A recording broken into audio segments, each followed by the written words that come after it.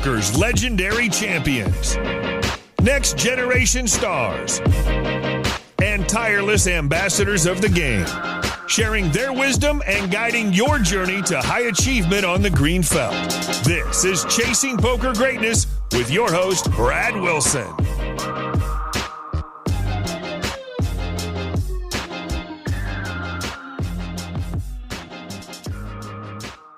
Yo, what is happening, my friend? Welcome to the Chasing Poker Greatness podcast. I'm your host, the founder of EnhanceYourEdge.com, Brad Wilson, and today's guest is a four-time WSOP Gold Bracelet winner with more than $5.6 million in live tournament winnings, Jeff Madsen. Jeff has been a known entity in the poker world for what seems like forever, beginning with his scorching hot start on poker's biggest stage as the 2006 WSOP Player of the Year. In 2006, Jeff won more than $1.4 million, 2 WSOP gold bracelets, while also becoming the youngest person to ever win a bracelet at the ripe old age of 21 years and 5 weeks. A record that was later shattered by a then 18-year-old Annette Obrestad at the WSOP Europe. Jeff is a human being who simply loves battling in the poker arena and has no plans of ever calling it quits. In our conversation today, we're going to get into that fateful 2006, which shockingly saw his bankroll go from the high 4 figures to 7 figures in less than a month, and how that affected his life in not all positive ways. The shocking impact of Black Friday as a red full tilt pro, the consequences of achieving so much success at a young age, and much, much more. You'll also learn about physical tells and reading energy in the live poker arena, why Jeff believes he had so much success right off the bat, why money management is like Ron Burgundy, kind of a big deal, and much, much more. So without any further ado, I bring to you my conversation with the one and only Jeff Madsen. Jeff, how are we doing, my man? Good afternoon. What's up? It's going well. Good to see you. I wanted to start out by asking you, how did you get your start playing cards? Like, where did, I know that you were playing at 18 years old and you started crushing at the WSOP at 21. How did that come about? Yeah, I think it probably just kind of naturally started for me just being good at games, good at strategy type situations. I always played video games and just kind of was always a gamer. So the mindset was always there where I was competitive with my friends, always, wanting to win whatever we were playing. So that came natural. And yeah, I was always good at, wasn't in love with math, but I was always kind of naturally just good at math and, whatever's required. So when poker kind of came around, when Moneymaker won and the boom kind of started again, it was good timing. I mean, I was 18 and it was the summer before high school, and me and my friends just kind of started playing home games after watching it on TV.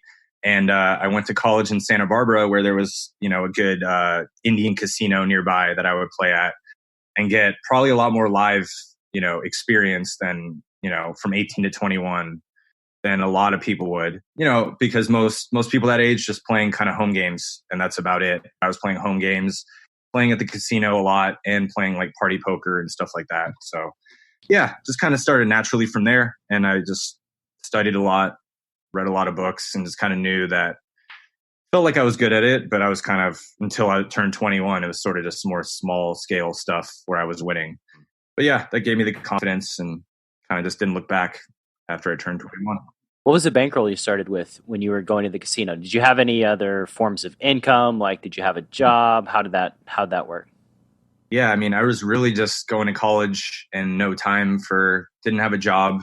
Probably the bankroll the whole time, peaked at maybe 8, 9K. It was just kind of like a couple K to like 10K at the most. Cause I was just playing, 2-5, messing around, playing like $60 to $100 tournaments. So really I'd never seen more than like 9K just myself before. So, so when the leap came to go play the World Series, I really just, I borrowed a little money. Like I had a college fund and my parents gave me a little money just as like, I'd been working hard at it, and they weren't like in love with the idea of poker, at first, but they knew kind of, I just turned 21 right before the series, been playing a lot, felt confident. So it's like, here's my schedule. I'm just going to, go hopefully just play like 6-7 tournaments and see what happens. So what happened? How did that series go from not having a bankroll more than 10K? What happened? Yeah, no bankroll.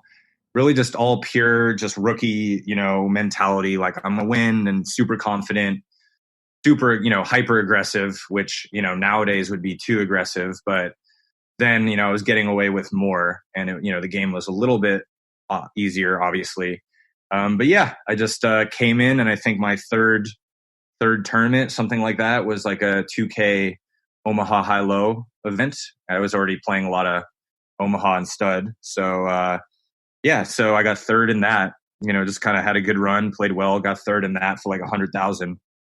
So yeah, already I have $100,000. So that's already, more than I could have imagined. I mean, I imagined it, but like once I had it, it was like the most money I'd ever seen by times 10. Yeah. So just springboarding off that confidence. I mean, just got to play the rest of the series now off of that, just feeling like a free roll and still confident, and just kind of went out there and won the no limit, 2K no limit, maybe about a week or two later, something like that. And, it was a big field, like 1,700 people. So obviously, I'm winning my flips and stuff, but, the aggression was just really paying off then, and just kind of my style, no one was really combating it. So yeah, I won that for like 650K. and now I'm just like, cool, money doesn't like mean anything yet. Now I'm just like in Vegas with all the money, still just playing tournaments, not really spending it yet. But and then a week later I won the 5K 6 max for 650K. So, and then finally I got a third place in stud high low like a week later for like 70K. So, my first year, confident, just kind of dreamed about it, declared it, delivered it somehow, more than I had imagined. But in retrospect, I kind of just was playing my best and playing aggressive, and no one had played with me before. None of these guys had ever played with me. So that probably helped. So you go from having never had a 10K bankroll to like 1 month later having over $1 million bankroll. When you think about the mixed games, first of all, I want to touch on the mixed games. Like, were you a regular playing Omaha high-low cash games when you were 18 years old? Because I know that lots of folks get in the specialization mode when it comes to poker. Not a lot of folks play all the games. The fact that this is your first series, probably, these are probably the biggest buy-in tournaments you had played at that point. Is that fair to say? Yeah, just by far. Yeah. I played like a 500 a few times, and there's no other opportunities really, because I turned 21 literally like a couple weeks before the series. So it's not like I could play anything outside of online or Indian casino much anyway. So. What was the strategy playing the mixed game? Did you feel like you were a better mixed game player than Hold'em? What was the rationale? Or you just said, screw it, I'm just jumping in, whatever? Yeah. Just, I think from day one, I was just, I'm kind of more of a, like to be balanced and kind of play everything. And that's how my mind works. I like playing 8-game mix, and from the beginning, I think I understood that. And I probably like just had super system, and, those games were in there. I'm sure I read that first. And at the casino, there was probably like 2-4, limit Omaha high-low or 4-8, whatever it was. So I was definitely playing some live in that, not that big. And then online, I probably got into Omaha game by mistake. You know how that is. You like click and then you get 4 cards. And then, I think just from the books, super system and whatever sections I read on them, I was just like, I want to play everything. And, these games are different, but it's still poker. And I think I could tell I was like good at those games right away too, really aggressive, probably too, overly aggressive in those games too. But, it worked out. So where I was able to, have final tables in Omaha and stud my first series just because I had put a couple of years into those games as well. Looking back at that kid, would you characterize that kid as like fearless or kind of a dummy? Like fearless or like naive, ignorant, outsized expectations? Yeah. I think a lot of us, I think if we looked at our like past selves, a decade or so, you're going to call him a dummy, because, I was smart, still me. I had a good head on my shoulders, but, fearless, yes, which was good. But there's definitely a stubbornness to just winning right away, where maybe I was working so hard up to that point, but once you succeed, you do become of a dummy where you think it's like easier than it is, at least subconsciously, or you make some mistakes with your bankroll and stuff. So obviously if I went back, I'd be a better player. But I would, just make better decisions with the money and with like knowing how to, look at the big picture and not expect like, oh, every year I'm going to win 2 bracelets. It's like so easy. So yeah, definitely he was a dummy. He was overconfident, but like not egotistically. I was just telling my friends I was going to win based on that I was doing well, and the confidence helped. When you're making a play and you're, really confident in it, even if you're overly aggressive, it's hard for people to, you're not cracking. You're not, people can't see through that facade of overconfidence. That can help. So then, a lot of people go through a period in their career where they struggle with now, confidence once they deal with some of the variance or losing or, people saying whatever, about your game. So yeah, it's come a long way, but, God puts the fear in you a little bit, but mostly just he makes you smarter because you make some bad decisions on the poker table and off. So smarter now, for sure. There's something to be said for like these roles that folks get on, like you're just crushing every tournament, you're doing well, you're going deep, you're playing well. When you play inspired and you have confidence, there is a lot to be said about that. I feel like if you're at a cash game table and you're just smashing people, like automatically people start making worse decisions against you. They start having fear, and you continue having that confidence. So like when you are playing inspired, you are making better decisions, and there is a lot to be said. Going back to that first 600K tournament, do you remember 600K Bink? Do you remember the thoughts that went through your head? Like as you're going to the final table, do you remember anything leading up there?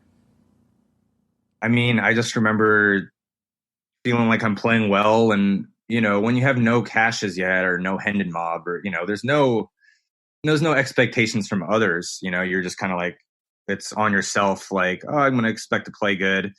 And after that first Omaha high-low cash, I think it was just kind of a dream a bit because that was just a lot of money. So at this point, I'm just running pretty well in this tournament, and all my bluffs are working, right? And my last few tables, I win a key flip. I remember here and there. But yeah, I just think, the first final table, it's not, wasn't any like huge names. So it's not like there was any nerves like playing against anyone huge. So yeah, I just felt good about it, and everything just fell into place. And it's kind of weird looking back and talking about it, but I told everyone I was going to do it, and then I did it, and it didn't feel like, it's not like it was so easy, but it didn't feel like the toughest thing in the world. I just kind of played my game. My bluffs worked, and I was just playing super aggressive, and it just felt right. It's interesting telling folks that you're going to do it and then going out and executing and doing it. Do you think heading in that gave you a little extra confidence or self-belief? Yeah, the fact that I was telling people was the confidence itself. Just kind of saying, I'm good at this. I've watched a lot of poker on TV, and I see how people play, and I know I'm gonna I just felt like I'm gonna be like friends with these guys, and I'll be friends with Negreanu, and why can't I be like a professional? So yeah, I was already confident, and sometimes that's what you have to remember later on in your career is just like forget the variance, and things can go wrong, but you got to make your plays and be confident in them. And when you're just on a roll or you just won a lot of money, there's no fear or there's no worry about making a certain play, even if it's kind of a cusp play, like it's an aggressive play. You're not like, oh, but I could, fold and wait for a better spot. No, you take a spot, you think it's good, even if it seems maybe high risk or maybe high variance in theory. So I think I was just taking a lot of, you just take every spot, right? When you're kind of on a roll, you take every above average spot more. Whereas sometimes when you're in the hole or like haven't cashed in a while, you're like, you kind of think ahead. Well, if I make this crazy play, it doesn't work, I'm out of another tournament. So you might tend towards a little more, GTO or non-exploitative crazy stuff, which you don't always want to do. I mean, to win a tournament, and build a stack, sometimes you just have to, take the spots because you might not get a better spot, and, it might only work 70% of the time, but you take it and that's the key pot for your tournament. So confidence is everything. And just kind of, the studying's everything too, knowing what you're doing and understanding spots. But if you're not confident in some of these spots, good players will see through you, or you just might not pull the trigger in the very key spots that you need to. So yeah. It's interesting that when folks are running bad, and I run into this with my students, they start playing tighter. They start passing up on plus EV spots. And it's because in their minds, they're imagining all the bad things that have happened, and they're imagining themselves as being unlucky. They don't want to get it in. They don't think they can fade a flip. They don't think they can fade an overcard or whatever it is. So they start passing up spots, and their idea is that it decreases the variance, right? But when you keep passing up good spots, your variance increases. When you start playing tighter, you start bleeding money away, and your variance goes through the roof. Like it's always take the plus EV play, move forward from there. That's going to decrease your variance long term. It's just this interesting human adjustment where it's like, I'm super unlucky. I don't want to do this. I'm going to bust out, so I'm going to pass it up. But it actually is sort of a double-edged sword. It's a very, results oriented kind of mindset that people get into. Like, oh, I've lost the last few times with kings, so it shouldn't affect how you play kings this time if you feel like you played those hands well enough. So and some people do the opposite. They're losing, so they get way too loose and they're just in too many hands and trying to like make up back the chips they lost theoretically, or win this tournament because they haven't won one in a while, and they're playing too aggro. But it's true that you see more of the tightening up and more of that energy shift to just like, all right, let's just make really straightforward, good decisions. And, and they're not building enough chips, and they're wondering why they, have short stacks every time middle way through the tournament, or they're not really, don't have that final push or that final big stack to kind of make a big push in the tournament. It's because they're going to have to be running pretty well in that tournament to have a big stack because they're not taking enough spots. So. Yeah, they want a sure thing in the most unsure game. There are very few sure things when it comes to playing a poker tournament. You can't just get rid of the variance or luck element of it. It's just always a part of the game. Gonna be there. So you crush year one. You win a couple of bracelets. You make some final tables. You mentioned expectations. There were no expectations for you. Let's go to the following year and talk about those expectations. Did they have any impact on you? Did you feel the weight of them going back? Yeah, for sure. I think, I was 21 and I win Player of the Year. So people are going to have expectations, or just I'm going to have it on myself. And it's just that kind of sort of hubris of like, okay, I'm just going to go out there and say aggression and win a couple bracelets again. And yeah, for sure, I definitely probably wasn't playing as well that year, because you're thinking about the result first, like let's win the bracelet. And then when you're not cashing the first few and you're not cashing that much first couple weeks, you want to be careful not to get frantic. And again, I was probably just doing the overly aggressive thing, right? Where some people might tighten up. I'm just like, oh, well, I got to get this. And, playing aggro and probably wasn't working as much. And I think that it can be tough, like for a young kid, you have all this money now kind of a shy kid, more attention on you. There is some expectations, right? And people are writing stuff or people say this or that. And you don't know yet to ignore what people say and just kind of do you. So there's that. And just, it's fun to win. So when you go out and you don't have as good a year, you're not having as much fun. And I'm young, I'm less patient. So it probably got to me, where I was just getting more upset that year. And I mean, I love the game. So say I do still get, I'll let out some, upsetness after a tournament sometimes still, but it doesn't affect me now. It doesn't really affect my game now. I'm running bad. I've busted some tournaments. It doesn't really affect my game like it probably did like that second year, where I'm just not running as good or however I want to define it. I'm sure I was, my confidence got a big hit to it. I still knew I was good, but it just felt so easy the first year just because it was kind of easy for how much money I won. I mean, there were 2 huge bracelets. Usually when you win that much money in a month, it's like there's a high roller or like the main event involved. But I just won like, couple bracelets. So yeah, it was I think the next couple of years were kind of tough. Probably just a learning process. Probably having to slow down a little bit, not play as aggro and not give away chip stacks, and just the punts were there for sure. I can imagine. Fun. Yeah. I definitely like riding off the success of your first WSOP and being an aggressive player in general. If your mindset is compromised where you're frustrated at all, I think the tendency is going to be to press. The tendency is going to go from a 10 to an 11.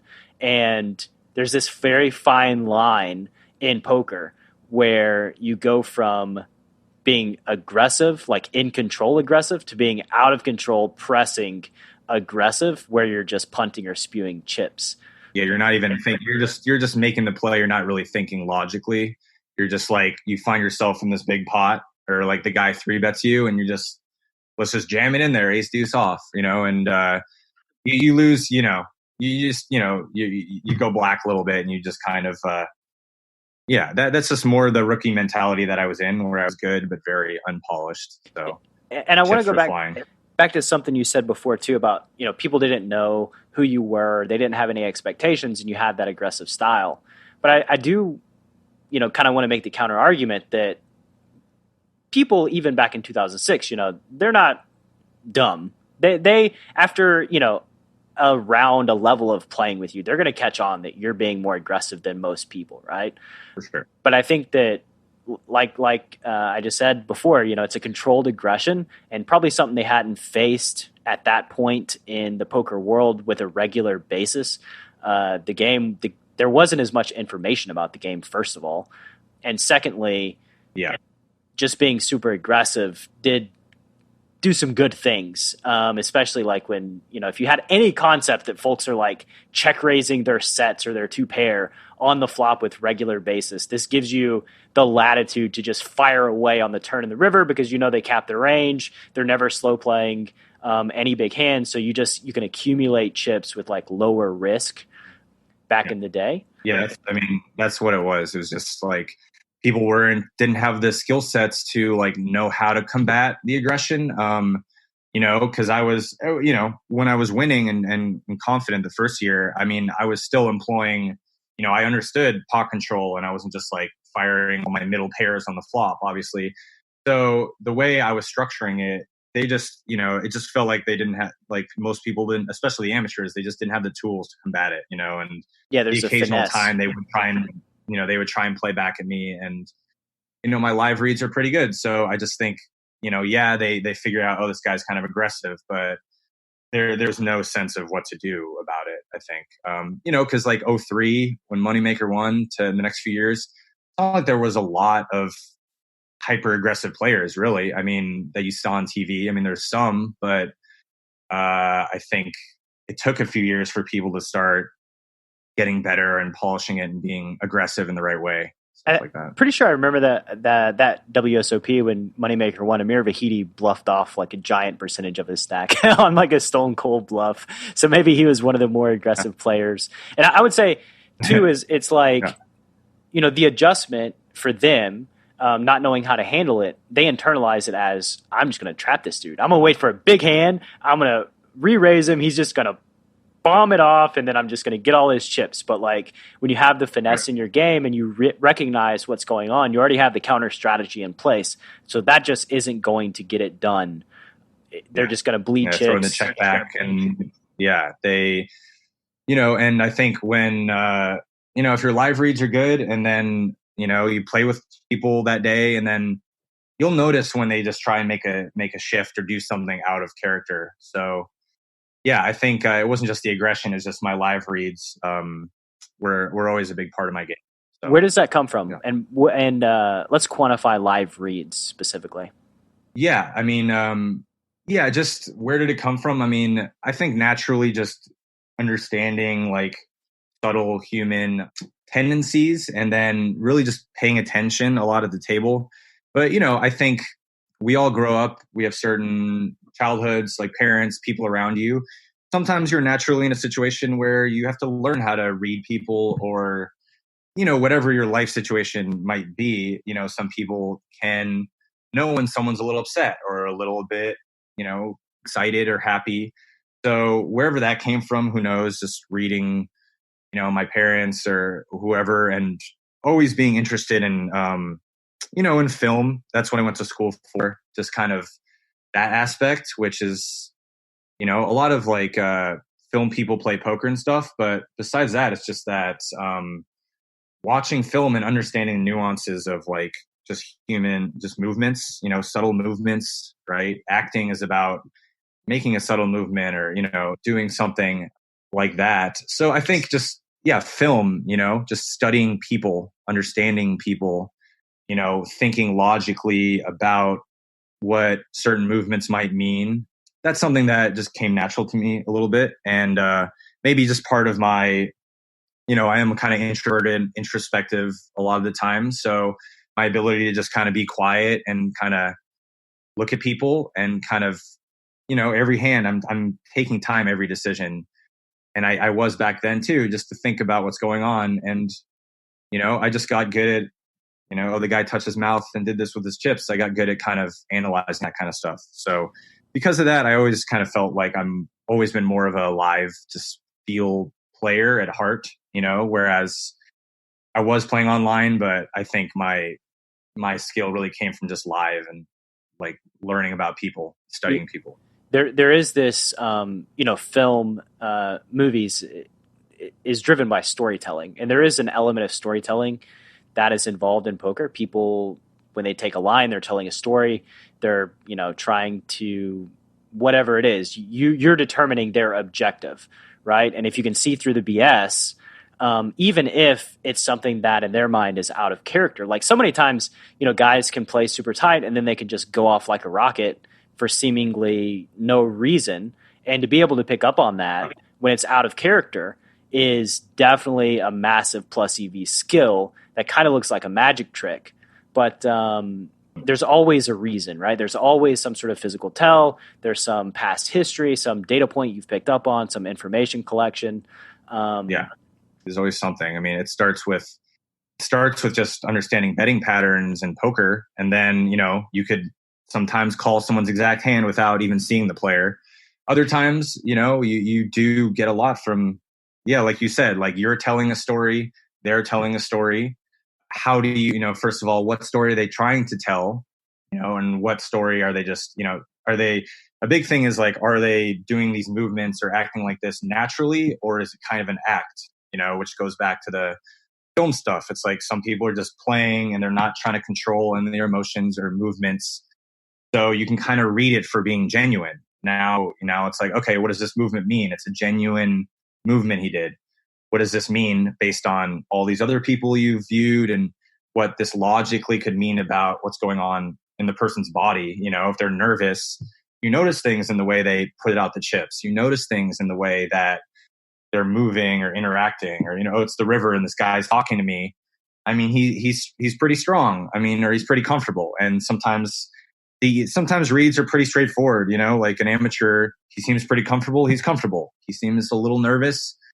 He's kind of nervous, and you got to figure out why. Amateurs are just less good at telling the story to get the benefit they want, and conversely, I'm out there. Sometimes I'm just robotic and not doing anything, but against certain people, I am trying to convey a certain story, with reverse tells or just understanding what happened the last few hands we played. Oh, I did this. Okay. So I think this is going to be a good spot to triple barrel then. And, and then throwing the reverse tells in there, just making yourself really hard to, if someone was watching you, it's hard to pin you down because you're throwing out a lot of information that's telling them a story you want them to see. That's not going to be good for them. Yeah. And I mean, it's amateurs, especially because it's a high pressure situation, a spot that they're not used to being in. It's unfamiliar, but even for professionals, I mean, there's definitely been cash game pots where I'm battling and I know that I give a physical tell, and it's like I do it and then I have awareness of it and I think, fuck, I hope they didn't see me. Like, for sure. And like even other professionals, sometimes like I see a big pot, guy puts his chips out and his hand is shaking, and he's like a seasoned professional that plays 60 hours a week. And I remember seeing that one time specifically, dude's hand was shaking. He like pulled it back, like he got bit by a snake, right? Because like he realized what happened, and I was like, holy shit. And he was an aggressive player, and he had aces, right? And I think he had been running fairly bad that week, so maybe that impacted his nerves in this massive pot that he was about to play. But like physical tells are there for professionals and amateurs alike. You really have to pay attention. One thing that I've thought a lot about, and I don't know, this is like the super difficult to quantify type realm of, I know that human beings have an aura, right? They give out an electromagnetic pulse. And I do think that there are some folks that are more sensitive to reading just the mood of somebody, the energy that they're giving off. Has that happened to you at all? What are your thoughts on that? Yeah, I agree with that. I think sometimes it's so subtle that you can't attribute it to energy. And, that might affect one tiny little, smile or something. But I'm a big believer in energy. I'm a big believer in there's a lot that we don't like physically see, but that you can pick up on. And part of my, my reads and, it's just being around people and really trying to understand them.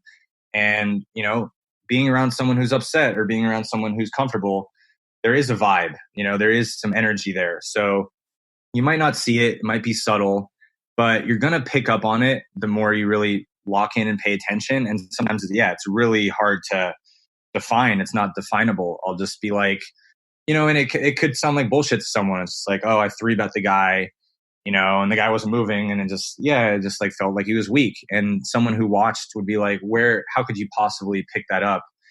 And, it's an energy thing. And it's just your mind also kind of subtly running through all the experiences you've had with that player, all the times anyone you played with has moved their hand like that. So there is like a backlog, of just memories of observances, but big believer in energy. And like, this is why I've heard some of my friends, microdose acid or something like that. It's not just for fun. It's just like do something like a psychedelic drug. And now you're starting to see more of the energy. Just, like if you've done anything like that before, you realize that you are more in tune with the universe in certain ways, but you can be in tune without drugs. It's just the point is there's something going on there that's non-visible. And, even just someone's eyes or their brain, is sending, you look at someone in the eyes, like there's an automatic thing that happens, right? Or just their brain waves, you can probably pick up on thoughts, thoughts or vibrations too. It is scientifically proven that we give off energy, that we do have an electromagnetic pulse around us. The science is less, I think, on our ability to pick up on that and stuff like that. But in a real world example, I mean, I've certainly met people. You know how you meet somebody and you just get a bad feeling immediately when you meet them? That's almost always pinpoint on. I never ignore that feeling, and I hope I don't lose half my audience saying this, but like hopefully y'all can relate too, where you just meet somebody and you just know this person's bad news, right? They just have this energy that you can quantify as being negative and not good. Right. And if someone at the table you sense that, they might be a great person or whatever, but you can feel that bad poker energy. They've been losing. They're upset that day. That's the person now to just attack, and 3-bet, or maybe they're too aggressive in the trap. But it's really the subtle stuff when it comes to live reads and all that, and the energy stuff, that it is hard to quantify. You can't just put a little graph on it and just be like, when he touches his shoulder, then do this. It's like some people make similar movements, but it means something different. But it's more about comfort factor. What story are they telling? Is it natural or is it an act? Or, and then just with the backup of just logic, logically, would this guy be bluffing here? No, not really. He seems a little nervous, but, so you do have to mostly use logic. And it's not like I'm out there just every hand going on live reads. But probably back then in 2006, I was less studied. I just read some books, but there was no like GTO, or I'd never seen a hand matrix. So a lot more live reads, or I was probably depending more on live reads combined with just going aggro. Nowadays, it's still there, a lot of live read stuff, but I think even the average like reg or amateur is a little bit better. So you can't just like totally own them, every hand, but sometimes they give you a little something, and it just is reliable and you pounce on it, and energy doesn't lie. So, There's another thing too. It's like, for the audience that's listening, you mentioned something, and picking up on energy and like a mood change, or coming to the table compromised in some way, emotionally triggered, whatever it might be. A lot of folks think like, oh, this player plays this strategy. This is how I adapt. This is how I react to them. But we all can have a little Jekyll and Hyde in this, right? You may sit down with a player who's one person, and then flip switches for some reason, and they automatically turn into another person. And being able to sense that and adjust before everybody else is just such a massive edge. Yeah, it's a huge edge. There's sensing that, and there's in poker, you're either gonna learn you'll know the person eventually, where you just have played with them before, or I think just knowing a person can tell you a lot about their poker game. So when they're not playing a hand, they just sit down. Sometimes I'll just like look at them, and get a sense for them. It's like, older guy, maybe he's tighter, but he's, something about him. He seems like he does have this Jekyll in him, and obviously you see one showdown where he has some interesting hand, and you're like, okay, now I know this is capable. He's capable of this. Cause not everyone's capable of that, that other side. Some people are very straightforward and too tight and are just not getting out of line. And those people are just really easy to play against because they're not intimidating. They're not aggressive enough. Maybe they're pretty straightforward. So, the weak players who are at least mixing it up and doing crazy stuff, those people can be harder to play against sometimes when you just sat down with them. So, it's better to kind of just be a little bit mindlessly aggressive and hard to read and all over the place. I think that's better than just being a little too scared, a little too shy to do anything outside of like really straightforward kind of passive sort of overall play. You learn when you take aggressive lines and you put yourself out there. You give yourself a basis to learn off of. For instance, like early in my career, I feel like I was probably way too aggressive, and I used to think of it in my mind as like trying to smash a triangle into like a circular hole, where it's like, this dude is never folding and I still would go for it. But over time, like you start learning, you start finding the limits, you start understanding like, okay, don't do that. Don't punch your stack away. This dude's not folding. You've been through this many times. Okay, this dude's on the fence. I can put some pressure on him. I can probably get the fold, but you never know where the limits are. You never improve your ability to read people or understand how they're going to react if you consistently take the more passive line. You only learn through experimentation and through aggression. Yeah, I think, and the big point behind that is like, people are sometimes scared to make an aggressive play because if it doesn't work, first of all, they might see it as a mistake if it doesn't work, which isn't necessarily true, right? You can make a good bluff or a good bet. It doesn't work that time. Great. But, they see that as a straightforward mistake. Like, I lost these chips. But when they're playing passive or like folding or not taking this aggressive line. It's a mistake, if they're not, being aggressive enough, but it's easier for them to play that and be kind of, they just fold. They don't lose any chips at that point of the fold or playing passive. So while they're making mistakes, it's less of like an in-your-face mistake. So they're kind of justified in continuing to play passive, and just lose little chips here and there and not make this bluff here and there. And they just don't have big enough stacks, and they don't know why they're not successful enough. Whereas, it's like you got to make aggressive plays and make mistakes to just know how to tweak it, know what to do. So people will tend towards passiveness just when they're kind of weak and trying to not make mistakes, but they're making just as many mistakes is the thing. Usually a lot of social proof too. Social pressure. They don't want to look stupid. They don't want to get caught bluffing their stack off. They don't want to turn over just a stone cold bluff. They, have this belief in them that maybe people will look at them as foolish or whatever it is, like a dummy. And people don't want to do that. But it's exactly what you said. They make mistakes in the other way, and they still end up looking like a dummy. It's just a dummy that is way less, way less threatening dummy who's passive. Let's move on to, you had your massive success. Let's talk about a downtime when things just weren't going well. Can you describe, your inner struggles? What did that self-talk sound like? Yeah, I think naturally, like the story of any like young person who gets like quick success and like quick money, that's how life is. There's going to be variance, right? You're at the top of the bell curve, and it doesn't mean you're not a good player and you're not going to be a winning player long-term, but just with the life stuff, there is just, for me, it's not like I, was anything like I almost died or whatever. But I spent a lot of the money. I didn't know how to manage it. I was just kind of playing every tournament, 100% me. Oh, like a 25K, 10K. It's like when you had 5K and then never had more than that, and then you have $1 million.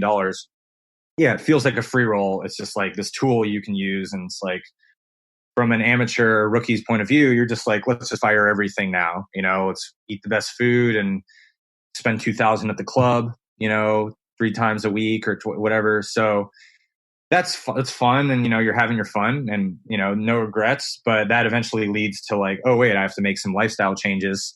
And usually, things go bad before that lifestyle change can be really implemented, because it takes a long time to just understand how to manage your money more. Especially then, I think it was less like information online and less about GTO. It was just like 06. There's still good players, but like, it's not like I had a lot of people around me telling me exactly what to do, my bankroll or anything like that. Did you ever go broke or get close to going broke enough to get scared? Yeah. No, I've been broke, a few times. It's like the first year I win $1 million, whatever, but like right away, you pay $500,000 in taxes or whatever, got a house in Vegas, car, spending all the money, playing all the tournaments on my own. So it's like before you have $1 million, you're like, oh, I can never spend $1 million, but it's all proportional. You could literally spend any amount of money. You could lose any amount of money for sure if you don't. It's not like the issue was I was working hard at my game, but it's not like I had to grind out all these sessions to like get to $1 million. It's just like felt I was good, played for a month, had $1 million. So my mind, naturally, I'm just going to be like overconfident. It's kind of easy, not thinking about, I don't know. That's how time works. Before you go through the struggles, you're just like top of the world, not sure what to tweak until the mistakes are made, right? You got to make the aggressive plays and spend $3,000 at the strip club. No, okay, maybe next time, it won't go so aggressive there. We'll just like spend $60, like what's wrong with just like a couple hundred. So so that leads to just frustration. We've all been there. You lose a session, you go broke, you cry or you do whatever. You're frustrated, you punch the wall. So, I think that if I didn't have a good head on my shoulders, like I was raised well, smart guy, but even me, I went through tough times. So imagine someone who, maybe came from like a broken home or like history of like drug abuse. Like this is why lottery winners often, most of them go broke, or it's like a curse for almost every big lottery winner, because they go from like hardly anything to like millions and millions. And then everyone they know comes out of the woodwork asking for money. They're guaranteed spending on everything. And almost all of them like go broke within whatever amount of time. So poker isn't like the lottery because there's skill involved, but it is in the sense that sometimes you can just win a tournament at first month playing and have $1 million. And there's not a lot of like connection to that amount of money. Like the work wasn't exactly connected to me having that much, you know? Yeah, It's it like wasn't people, proportional. not proportional. But eventually the variance makes everything proportional. Like the variance is going to hit you, and you're going to be as good as you are. That's how successful you'll be over your career. Sometimes you just win the first tournament you play and then go through a couple tough years. And then, you know, other people, they start with 1,000, they built it to 10K online, then they built that to 50K, and then it's more gradual. That will probably lead to them being a little bit more professional, and you know, it's going to be harder for that person to like spend all their money and lose their bankroll because they've been consistently managing that role over time. Whereas me, I had no role to manage. You know, it was just kind of like 5K, no job, but not much expenses, just playing like small, and then $1 million. So the natural, you know, same thing with like a child star, you know, like a child actor. Not only does like the industry destroy them, but like all this fame and money and everything, like it really destroys a lot of them, you know, unless they have really good people around them. So, and we're talking like, you know, if you're Macaulay Culkin, imagine you're 7 years old. I was 21 and I went through all this shit and I had a good head on my shoulders. If you're like 7 or 8 and you're now all of a sudden famous or rich, think about proportionally how much tougher life can go for you if you don't get your shit together. You know what I mean? For sure. And you know, you probably would have been better served to struggle for 3 or 4 years and barely make it before you hit your bank, right? Then you at least have some idea of variance and idea of expectation moving forward. But I mean, regardless, I struggled. So it was just, you know, it's nice to be a millionaire. So I'll be back there. And it's hard to find any poker players who haven't really like been broke at some point. It's just like sometimes you start with $1 million and you go broke. Like people think, oh, now that I have this much, I'm not going to go broke. Again, it's why lottery winners go broke. It's just proportional. Like if you have 10 million, you're going to buy this nicer car, this nicer house. So you got to live within your means, you know, and know what that means. And a lot of folks sort of equate going broke with being a failure as a poker player, not from the poker player's perspective, more the outside perspective is like, this dude just won $1 million. How could he be broke a year or 2 years later? But the reality is, like you said, you're going to the club, you're spending $3K, you're buying a bunch of crap that you don't need. And that's how you go broke. You spend yourself to a point to where your bankroll is not big enough and you're not changing the tournaments that you're entering. You hit a bad run of variance and all of a sudden, you know, your lifetime, of course, winning a massive amount playing poker, your ROI is huge and you still don't have any cash. And it's just a natural thing that can happen to pretty much any poker player, especially when you're young and immature and a little naive as to how easy things are going to go if you have that early success.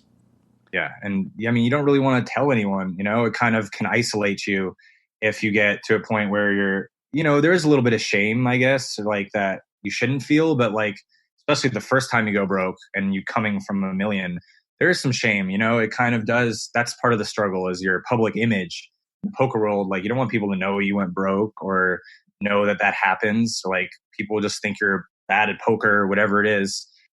And you feel like you can't complain, right? Had Fedor Holtz on, and he said when he was at the peak of his powers, for a year, he was a losing player online, and he had a ton of success leading up to that. And for a year, he felt like he was in this, you know, he just couldn't win no matter what he did. And he also felt like he was isolated. He couldn't tell people because, like, he's Fedor Holtz. He's won, like, W Coop main event already. Like, who's going to care or listen to him complaining? after this success. So I'm sure that there's that thought as well, right? Yeah, for sure. And you just, you don't want to, like, the first time you have to just, like, you don't want to reach out for help. Again, it's an image thing that you're more concerned about when you're like a young gun, or some people are still concerned about it, but it's an ego thing. You have to shed the ego of like my image and whatever. And just, if you're good at poker, your game's going to speak for yourself. You're going to have a consistent long career. Forget about the ego and looking cool and pretending that you have all this money still. Like, it's okay that you're, struggling a little bit or going through some variance. And it can be very tough for people, for people outside of poker to, like, you don't want to tell your parents or try to make people understand, I had $1 million, I have zero now, but I'm going to keep playing poker, and I think it's what I should be doing. That's a big thing. It's like your parents are just like, maybe you should stop, but you're like, no, I've been putting years into this. You try and explain variance, and like, if you're a good player, it's a long-term game.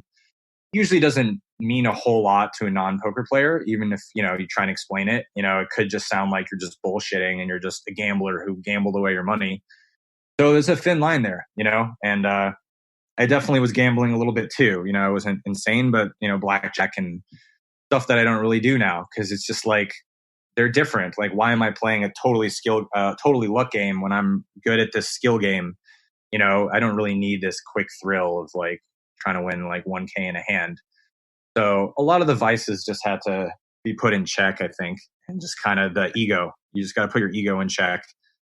Stay confident, but the ego has got to go. Vegas is a rough place for a young kid with a ton of money, yeah, who has any vice. Like, just one single vice can sink the ship. One, going to the pit too much, going to the club too often. One single vice can cause you to go broke. Poker players, it's a very precarious, we're on a tightrope and we can't make any mistakes. Like that, the old adage that, it's a hard way to make an easy living. Very simple, very cliche, but very, very true. Very true. Yeah. I mean, Vegas, I live here now. I got my place here right after that, 6 months after I won. But yeah, it's Vegas. So anything you want is here. It's like entertainment and any vice.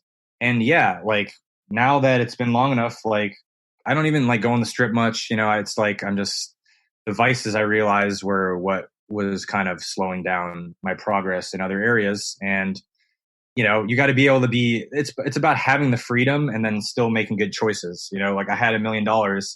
That's all the freedom in the world for a 21-year-old kid until you make the bad choices. So you have to, with your freedom, still make, responsible decisions. Or you're going to end up, losing your money or being a drug addict or just some kind of addict, or, lose sight of what you originally were trying to achieve with your skill, with yourself. Yeah. It's interesting. The name of the podcast is Chasing Poker Greatness, but sometimes catching poker greatness at the wrong time can not be, cannot end up what you thought it would be, if that makes sense. Yeah. It's a blessing and a curse. Not really a curse. It's just like, if I didn't win right away, maybe, I wouldn't have learned all this at a certain rate I did, right. And maybe it would have happened later. And, so that's the age old, like, saying is like, suffering, growth comes from like suffering, pain is kind of necessary for growth. Because if you're super comfortable just sitting there with your $1 million, not making any changes, you're not going to grow from that point very much. You have to stay motivated and stay away from the detractors. So, definitely like happy that everything happened how it did. It was a blessing. But for people to just think, oh, it's all just great. You win your $1 million and then everything's just easy, or they look at a celebrity and they think like that celebrity's life is amazing, when honestly, the truth is like everyone's different. And a lot of like famous rich people, you would, if you saw their real life, you would not want to trade with them. I'm not saying that's my life. I'm not like super rich and famous, but like pick some random actor or the president, or, some politician. A lot of them are living like terrible lives because they're like bad people, or they're just like someone wants to kill them, or they're owned by their money. Who knows? Whatever, Yeah, in my experience, so and I've talked about this on the show, so I'm not going to go too deep, but basically, I was friends with a billionaire in LA that used to play a bunch of high stakes cash games, and getting to know him, seeing his life, understanding that like anybody that comes into his circle or interacts with him could possibly have an agenda. And that in and of itself creates this barrier to real friendships and authentic relationships. Just that in and of itself is super tough because you don't know who to trust. You don't know who's your friend because they actually like you. You don't know who's laughing at your joke because it's a funny joke or who's just bullshitting you. It's it's tough. I mean, no matter what happens in life, I think there's always going to be some sort of problem that you have to deal with. Nothing is perfect. So for those of you listening out there, like if things aren't going your way, that's life. That's just how life goes. Yeah, that's where evolution comes from. Just kind of fight through the pain. You'll be fine. I've been there before. Any poker player you've heard of has been, standing by a casino broke or something, just like trying to figure out what to do. Oh, sitting in a hotel room in tears, just wondering like what happened. And it can be a very, very brutal thing. And having a support system in place, having folks that believe in you and some sort of outlet that you can trust is just more beneficial than I think anybody can imagine. Yeah. Yeah. And it was never about the money for me, even though I won all this money right away. And I still don't think it is, even though, money's great, but it just goes back to a lot of the stuff I've learned. I mean, you could be a billionaire, but sometimes all that money and all those materialistic things, I mean, it's cliche, but that takes you further from your spiritual path sometimes. I mean, it might force you into it through struggle, but we're just living in a world where a lot of people are focused on the wrong things and it's taking them away from some kind of good path. I'm not saying don't have money, but money can control you. Money can own you if you let it. So you want to control your money, control your energy. You'll be fine. Absolutely. What is up, my loyal Chasing Poker Greatness listener? Coach Brad here, and I just wanted to take a moment to ask you a simple question. How many times have you heard my guests and I speak passionately about the benefits of poker coaching? You get to expand your poker network, receive expert feedback you can rely on, and have your burning questions answered by a trusted mentor. Which brings me to the Poker Power Hour, a series of 100% free live 1-hour poker webinars, masterclasses, and hand history breakdowns that kick off each and every Wednesday evening at 8 p.m. Eastern Standard Time. The Poker Power Hour will be led by me, Coach Brad, as well as some of your favorite Chasing Poker Greatness guests. It will be your weekly guide for helping you plug your leaks, skyrocket your poker growth, expand your network of crushers, and inevitably win more money on the green felt. The Poker Power Hour is premium content and live only. There will be no free replays or view on demand, and the content will eventually be released as paid training only. So head to enhanceyouredge.com, opt in to the Poker Power Hour, and get for free today what you'll have to pay for it later. Once again, to catch the Poker Power Hour every single week, head to enhanceyouredge.com and join the email newsletter. Now, back to the show.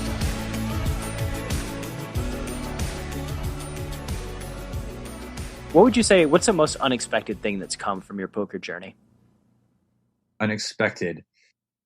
I met so many great people and just my support system is great. Just kind of the poker world, all the people you meet through poker, athletes, actors, it's really just sort of an into like all these different people around the world because everyone likes to play poker. It's very universal. So that was a big thing. It's just like, I never thought I'd, be friends with that person or meet that person.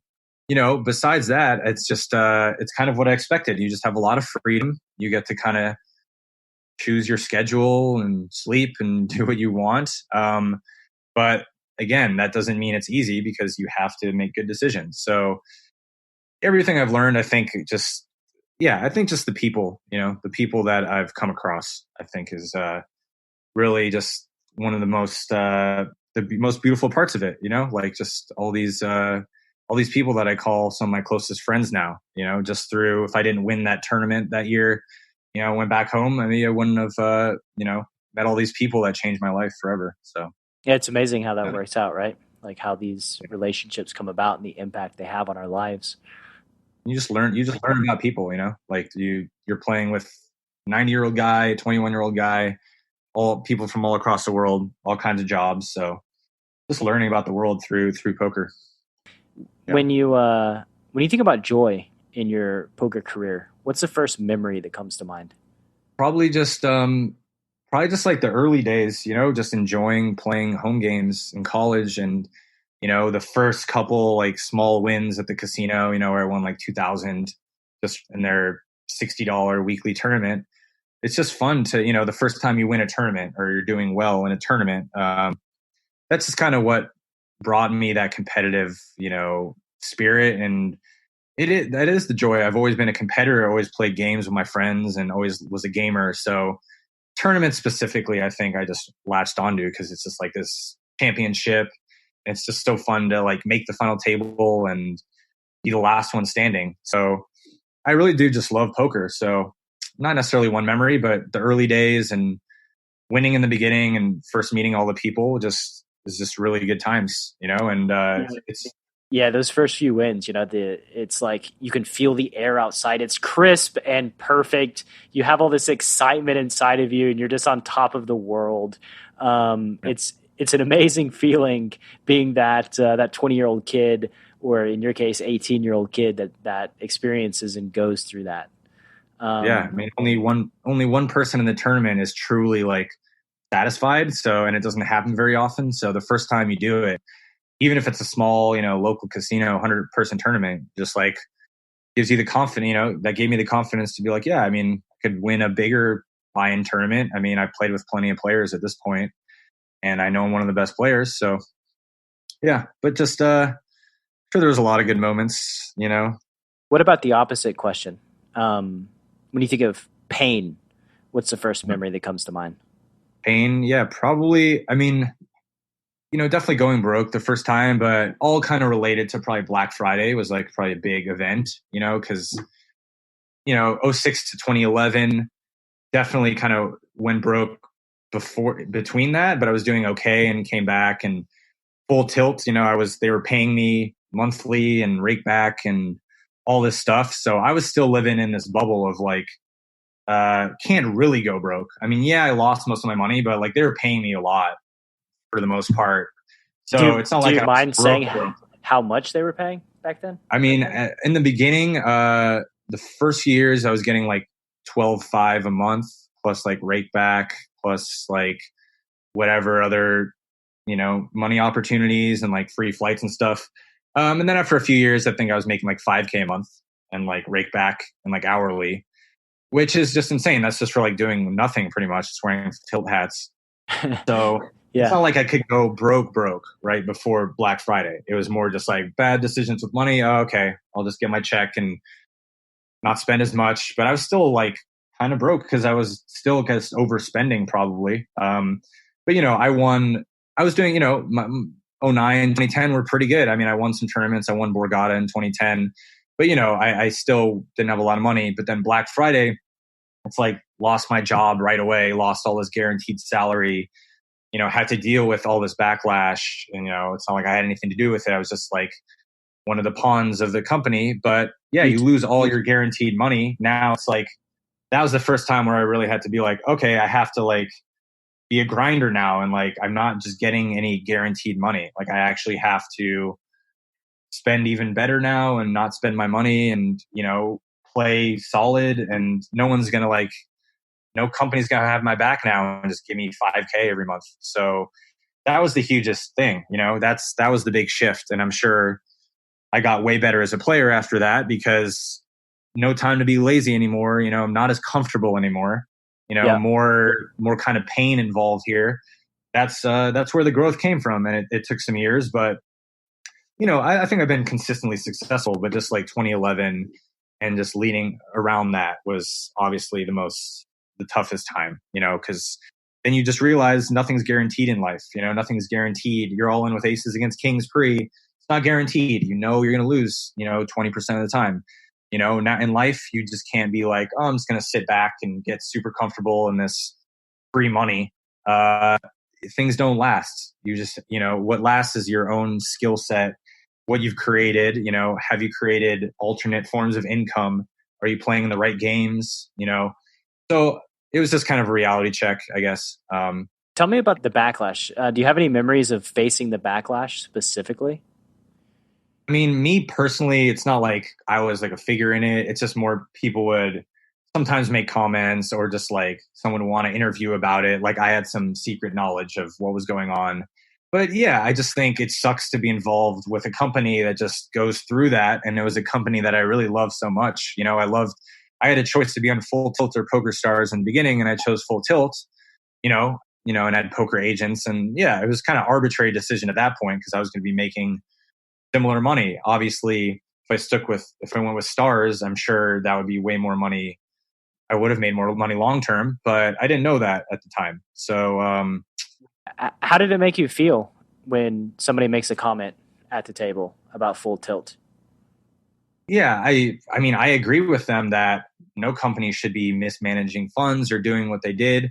But I also think that people hear what they hear and then they come up with their own ideas about it. So, and they want to lash out. They want to lash out and they just want to I get it. You want to cuss out Chris Ferguson every time you see him at the table. I get it, but everyone had their own part in it, and I think it's complex. And I think that doesn't mean that I think that the backlash was it should have been there. It was fucked up, but I'm glad people got their money back. I'm glad that I kind of grew from it. But it sucks because I wanted to be on that. I wanted to be on that team. I was a huge fan of Phil Ivey and all these cool players. I really liked that team, and it was cool to be a part of it. So it mostly, it sucked to lose the money and guaranteed everything, but it just kind of sucked that it was an end of an era.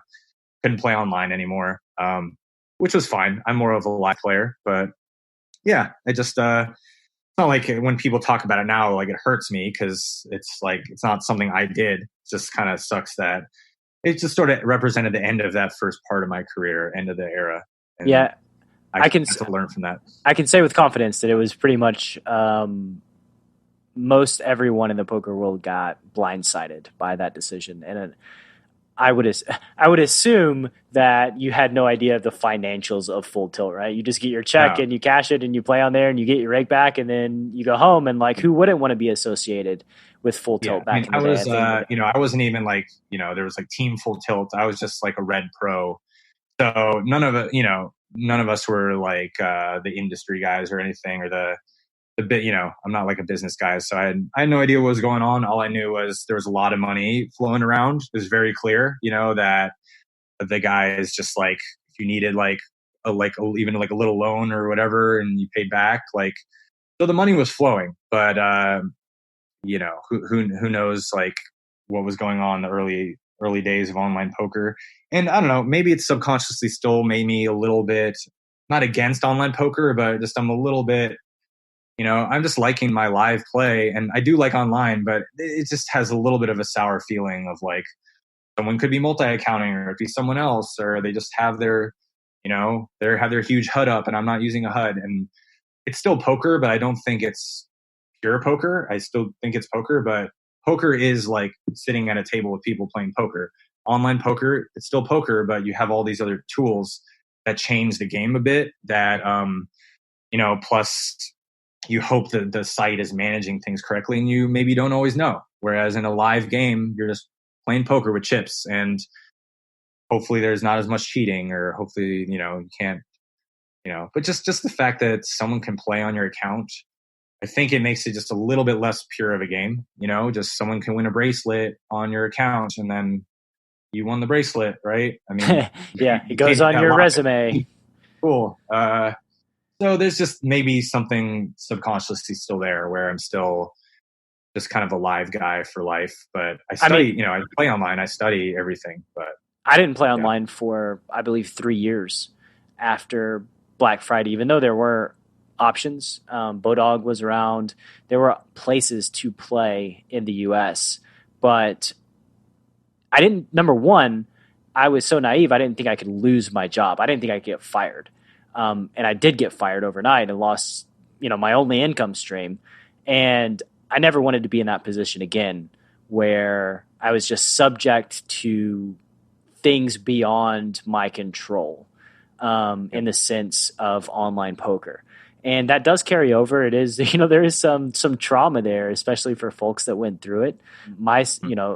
There were way worse situations than me. I mean, I know there was a big 2+2 thread where people, there was one kid that his fiance's family was on the fence about him being an online gambler, a poker player, and he got all his money locked up, and his fiance broke up with him, and he found himself like on a bridge, a few weeks after the online poker debacle. And, a friend of mine literally closed on his house on April 15th, 2011. Oh, God. And his wife was pregnant, and he lived in Chattanooga, Tennessee, with no redundancy, no backup casino to play live. Yeah. It was like, holy fuck, what do I do now, right? Cool move to a different country, guys, or whatever the fuck you had to do. Yeah, go to Rosarita, Mexico, or fly up to Canada to set up a VPN and yada yada yada. The things that folks did back then. But yeah, it was a very brutal time. Yeah, I mean, if I was just solely an online player, it would have probably hit me even harder. But it hit me hard because of the full tilt stuff. But I was able to, springboard off it because I'm a live player, and I think that I recovered fairly quick. Yeah, so. And like you said, you lost your backup plan, you lost your safety net, so you could no longer be complacent. You had to get in there. It's probably, as odd as it sounds, like you say, it's probably a good thing long term. Sort of forces you to evolve and grow as a human being. Yeah, I see that now for sure. You don't see it at the time always, but you see it later. Yeah, that's how these things work. These horrible, catastrophic events, given some time and perspective, you can kind of see them differently. If you're going to end up on a bridge, I mean, you got to get your priorities straight before, you are not your money. You could go broke, you could lose your girl, but you have to have your own, strength and ability to get back out there, and, your girl shouldn't leave you if you're out of money. I mean, she should leave you if you're not treating her right, or, this relationship's not good, but it does make you see who's there for you. Sometimes when you go through hard times, who's really there for you. And yeah, it makes you just create backup plans. So. And it stems from a lack of understanding too. Like you were saying, your parents, where you run up $1 million, you lose it, and they're like, you really want to play poker? This is something that you really want to continue doing and moving forward. Yeah, there's just a lack of understanding, I think, in a lot of cases, especially if dude's girlfriend, didn't understand poker, had just a passing interest, then it's just not going to turn out well. It's very bad timing for Black Friday in that specific situation. Very, yeah. And once emotions get involved, it can get tough. And when the girlfriend's involved or the parents or something, you do have to manage other people's emotions about it, because they're not always as logical or as poker player thinking as you. So you do have to bridge that gap and make sure people around you are comfortable with understanding what variance is. But, there's variance in all things in life, so you just have to prepare for the unexpected, I guess. Absolutely. Yeah. We weren't the first people to get fired in life, and we won't be the last. These life disruptions happen all the time. Yeah. If you could wave a magic wand and change one thing about poker, what would it be? And we'll say live poker.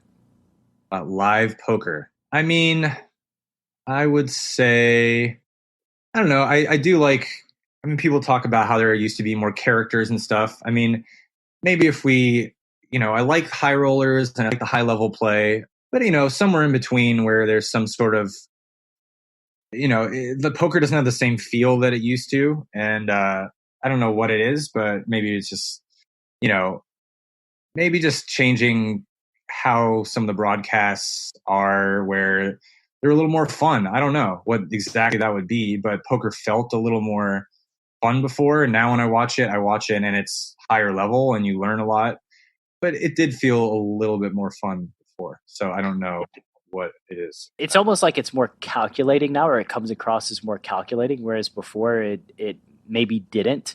a lot of table banter, a lot of talking. I think that, in my opinion, I do think that places have gone a little overboard with the lack of table talk, the lack of discussion, the lack of gamesmanship. I think that's the people, the personalities involved in poker have always been a big part of it. Now, like look at a Daniel Negreanu. Would he be famous as a poker player if he never talked? Yes. Would he be as famous? Absolutely not. Would he have brought as many people into the game if he wasn't a talker and relying on live reads? He absolutely would not have brought more people in the game. And when you remove stuff like that, it hurts the game overall. And you do it under this guise of let's protect the amateurs or protect the recreational players. But at the end of the day, it's not good, in my opinion, overall for poker. Yeah. And I'm saying this, but even myself, like I'm pretty quiet at the table, calculated. And maybe just, with, solvers and everything, everyone's better now. And a lot of the people that rise to the top might be kind of, more quiet, introspective, maybe nerdy earlier in their life, whatever it is. So that might be the natural trend, is like better players. They're not trying the strategy of, gamesmanship and talking as much, and they're relying more on maybe a little bit more, GTO type of vibe. But I think there can just be like a happy medium there. It's not like Negreanu's just going all on live reads, like he knows what he's doing. But a lot of people just aren't doing that as much. And it's a more active strategy where if you have to talk every hand and, there's a lot going on where you have to mold things to your will. And that kind of strategy is a lot based on your image, and people know you're Daniel Negreanu, and you can get people. It's like manipulating people. Whereas a lot of the broadcasts now or players are just more quiet and, using their game to speak, really, and that's fine. I just think that, poker is fun and we can make it more and more fun. And I just think that, I'm probably biased too, because when I first won, it was like the heyday.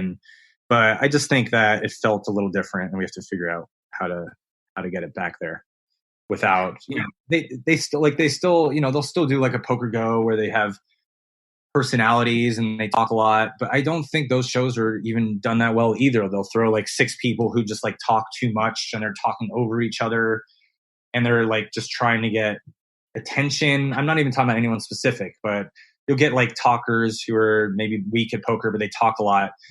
It's not exactly the same. We want like good players who have gamesmanship, who are not just trying to get TV time. So, Jamie Golding it, if you will. Jamie Golding it. You get like Jamie Gold plus Mike Matisow, plus some other talkers at the table, and it's just going to turn into a shit show pretty fast. Yeah. Who's the big, like, who's a big talker? It's been like just Kasuf and like, an occasional guy here and there will be on TV who talks. But yeah, I don't know. Not sure what it is exactly. Yeah, it's hard to quantify. It feels different to me too, but we could also be older, right? We could have, we could be looking at it from the perspective of, 36 and 30, your 34-year-old men versus this electric atmosphere as a 21-year-old experiencing it all for the first time, watching the World Poker Tour. That was like a new thing back then. Like I would always watch the World Poker Tour. It was like must-see TV for me, and the WSOP, of course, whenever that aired. But I can't even tell you the last time I've watched poker on TV. I can't tell you who's won the main event for like the last decade. Actually, I used to watch anything that was on. I used to watch. Nowadays, I do. It's not my main mode of study, and it's still like semi-entertaining, especially if a friend's on there. But I'll still watch World Series, but WPT. Not always watching every episode like I used to. But I guess me personally, I'm older now, and my study is more just what a lot of people are doing too, just studying, solves and just like online material. So what kind of online? Yeah. What kind of online material? I mean, if you could be granular as far as like your process for studying. I mean, for me, I'm a poker coach, so I have a lot of students. So honestly, I just sift through like everything. Like I'll go to Upswing, I'll go to Run It Once, I'll go to everything, see what see kind of trends, to study a lot of videos, create my own material. I don't even like use solvers myself very much. I just kind of study solves of other people and kind of create this, groundwork for my students to kind of just have a really solid foundation of GTO. And I'm just really well rounded. I don't just study one thing. I kind of, just like I've always been, I always like to play all the games. I like to just kind of see what a lot of different players are saying strategy wise. And obviously we have solves now. So people are converging in what's kind of correct in certain spots. But the truth is every poker player who, coaches or makes videos does have their own subtle opinions. And, and when you study from all these different players, I mean, when you're at the table with them, you just listen to 4 hours of them talk about this stuff. I mean, that couldn't hurt, it doesn't hurt to hear all these guys talk. It's kind of like when I used to watch film and poker videos. I mean, that's how you get your scouting reports on players you're going to play. And when I first started playing professionally, like I had already watched a lot of these guys on TV, multiple final tables. So, nowadays it's less watching and more less watching like the broadcasts and more just studying like strategy videos. But, I think a lot of it's just, it's been 16 years now. So I've really studied all kinds of shit. It's not really one thing. Yeah. Just taking things in from a lot of different sources, analyzing it, taking the things that resonate with you, that you agree with, discarding some others, and just sort of a patchwork moving forward over time. Makes sense to me. I'm always going to have my own style.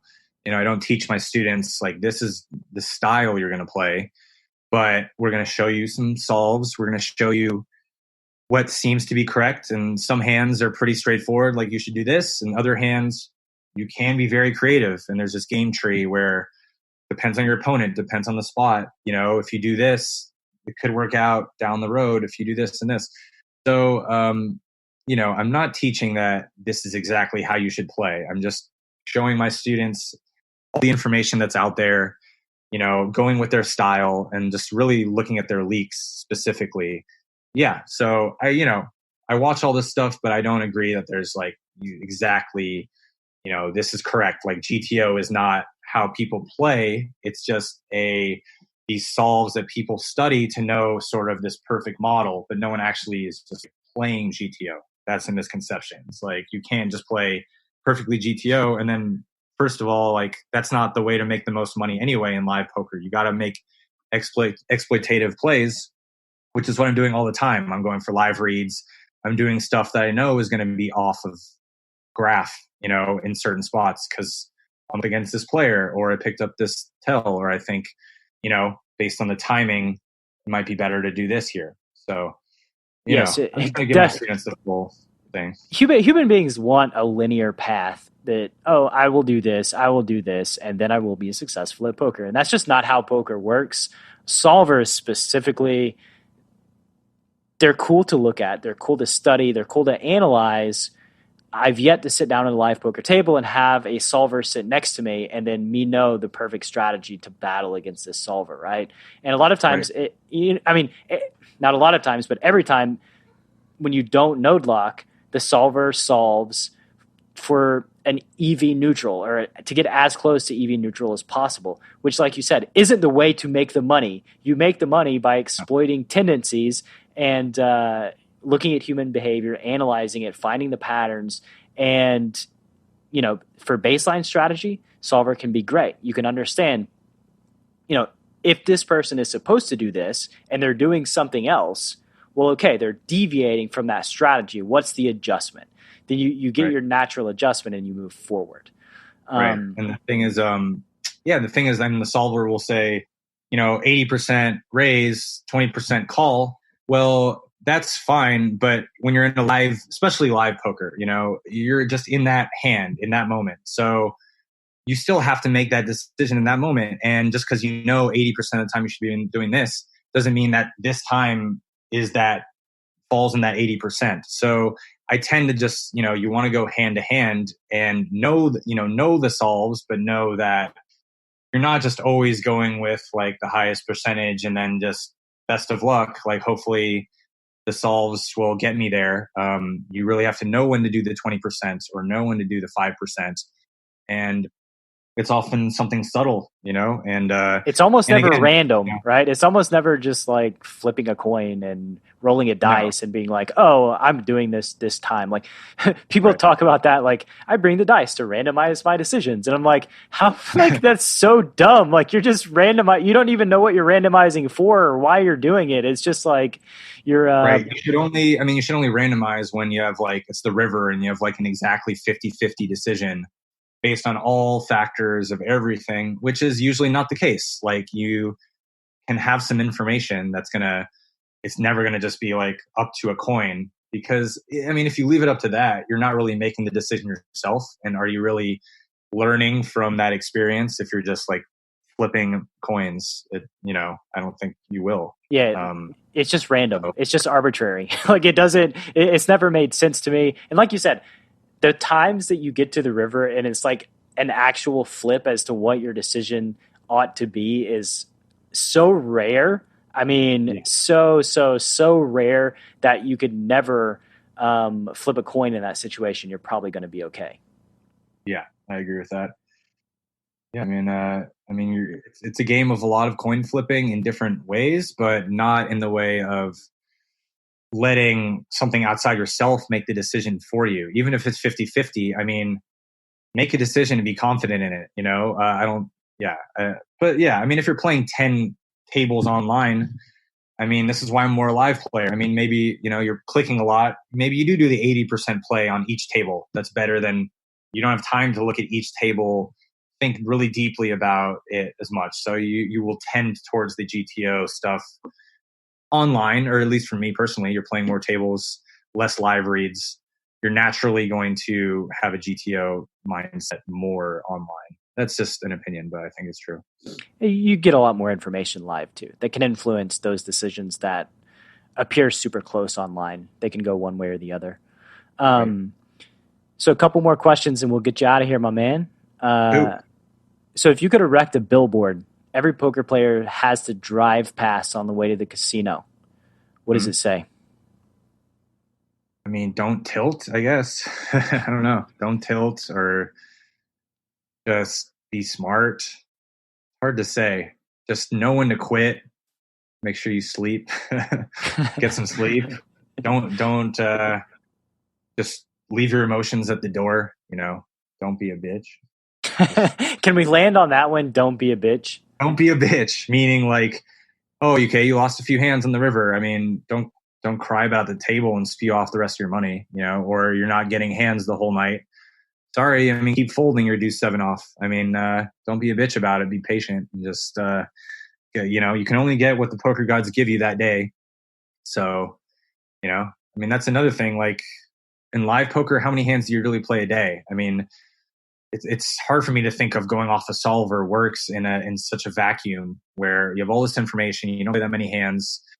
So, yeah, I mean, maybe that day you make that 20% decision multiple times, it comes up where you have to make that 20%er decision instead of the 80%.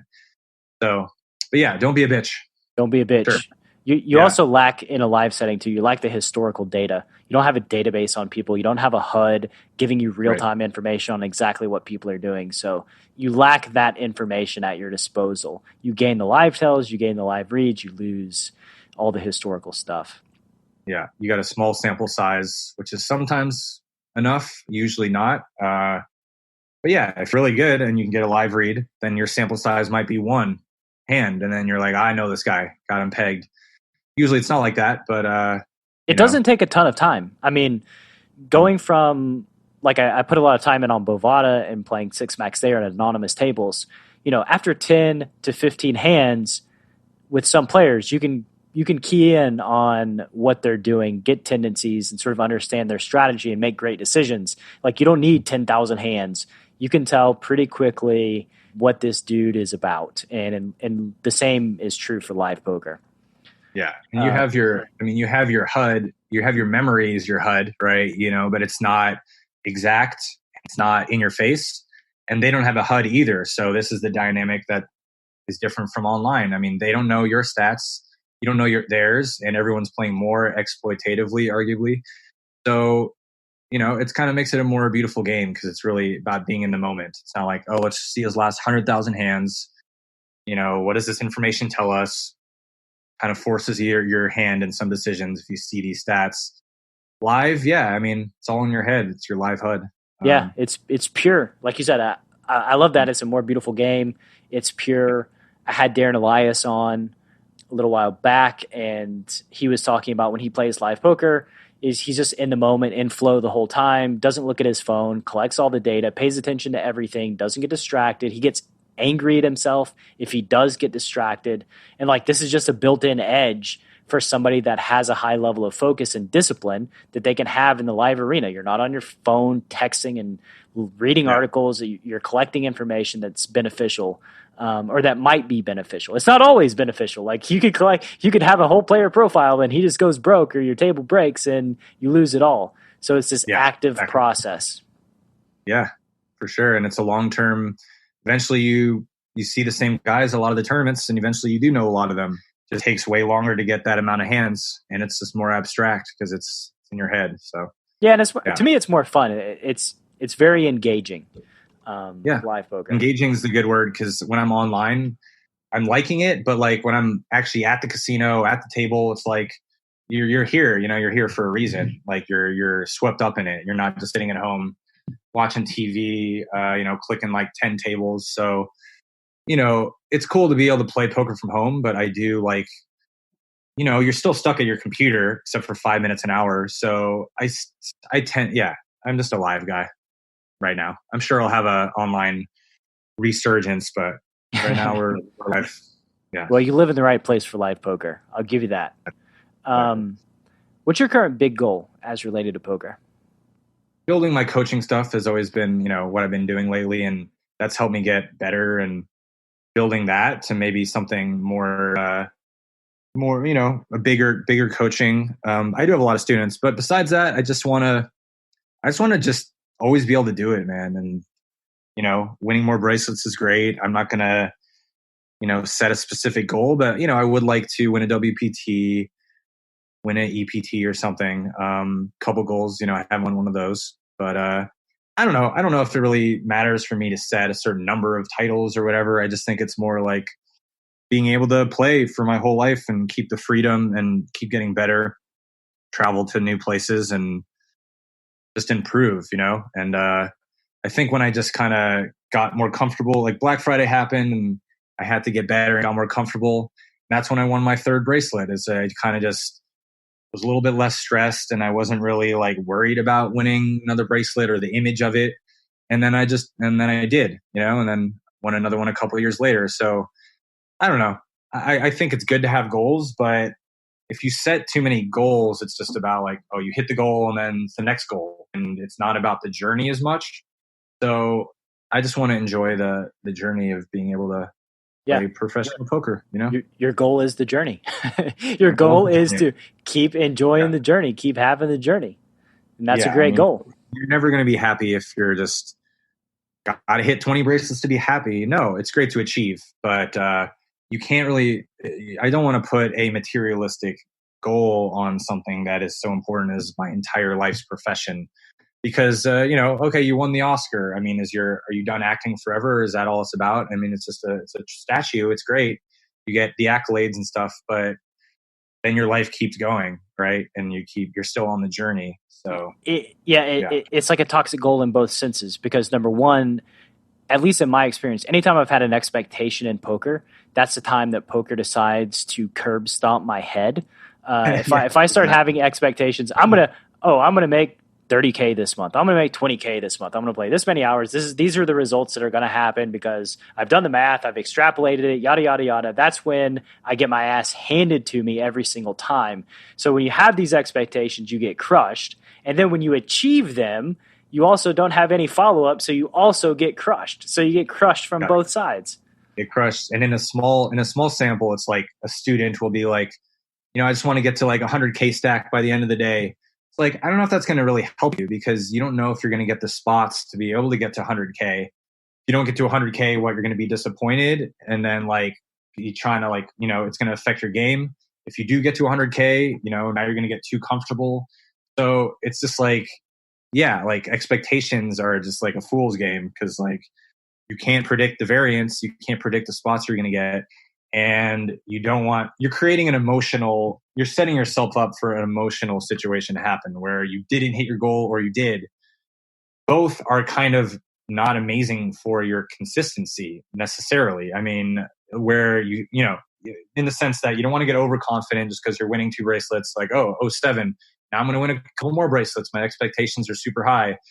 That led to negative emotions, sadness, right? Like, and if I did do it, I mean, it's great, but you just don't want to get over egotistical, where it's about have to win this bracelet, have to hit 20 million lifetime earnings.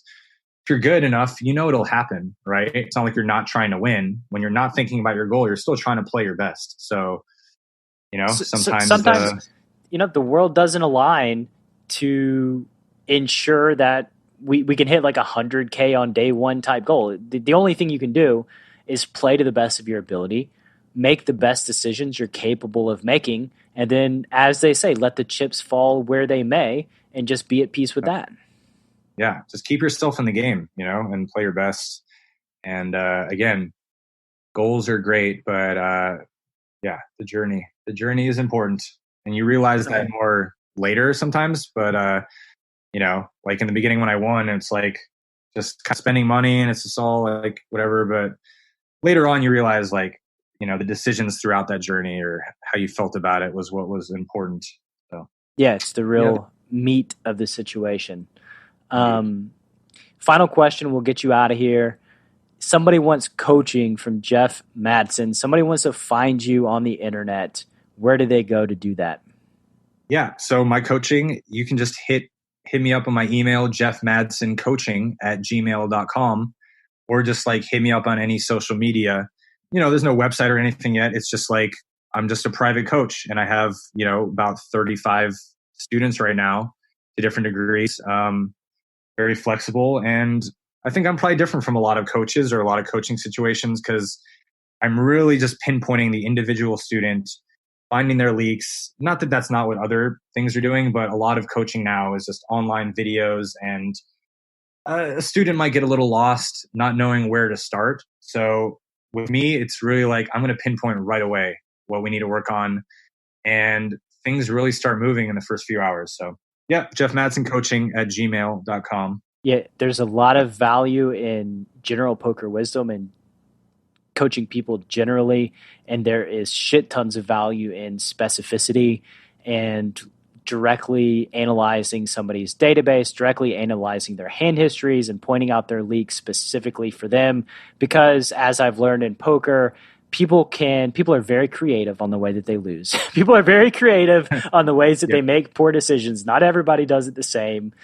So understanding exactly where you're going wrong or your students are going wrong, massive benefit to them. So check out Jeff Madsen's coaching. Sir, it has been a delight and a pleasure having you on. I'm very, very grateful for your time and energy. Let's do this again sometime a little farther down the line in your poker journey. Definitely. Thanks, Brad. Appreciate it. It's fun. My pleasure, man. Talk soon. Bye, buddy. Thank you so much for listening to this episode of Chasing Poker Greatness.